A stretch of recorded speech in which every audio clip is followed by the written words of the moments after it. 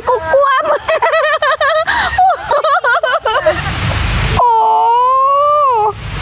Tengok la ilaha illallah nya heret Allah besarnya. Murih marah.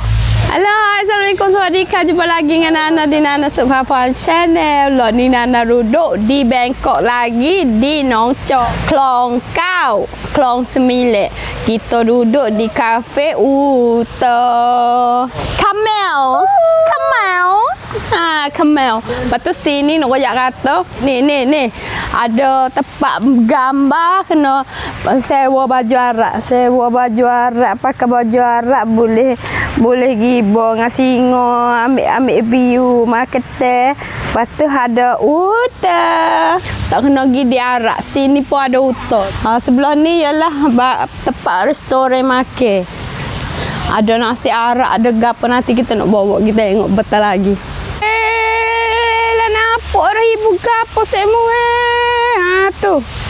Ini ialah uta. Wow, sini ada uta. Tak kena pergi di Arab semua. Ada 2 ekor uta. Kukuam.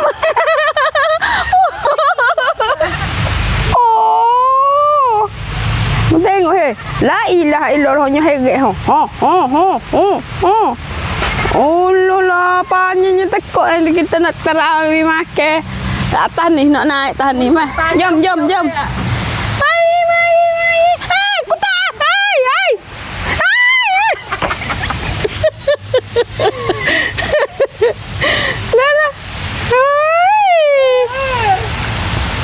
Ui, cemuk mana? Olah hidung wak. Cemuk banyak ai. Một. Weh lapar ya, weh. Rusanya tinggi. Lupa benda. Naipan. Bulu mata dia panjang weh. Alah mulut. Mulut nyek. Allah besarnya. Murih marah. Oh.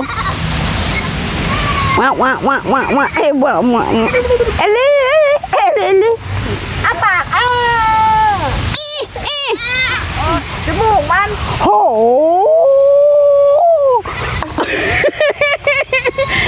Ui. Saya dia. Ayo. Dia wang mulut. Oh. Mereka kuat. Mereka kuat apa? Macam mereka. Okey, ni ialah zon kafe dia. Saya mau comelnya. Ini zon kafe tapi pelik ke ada no. Tiga segi utuh duduk makan juga ni. Oh, pelik lah. Tengok ni. Tak tahu tak segi ni. Sini ada zon ni. Utuh bergambar molek weh. Oh, molek. Comel saya mau siapa main bakok bolehlah mari sini. Nama dia Camel. Nong Chok deh.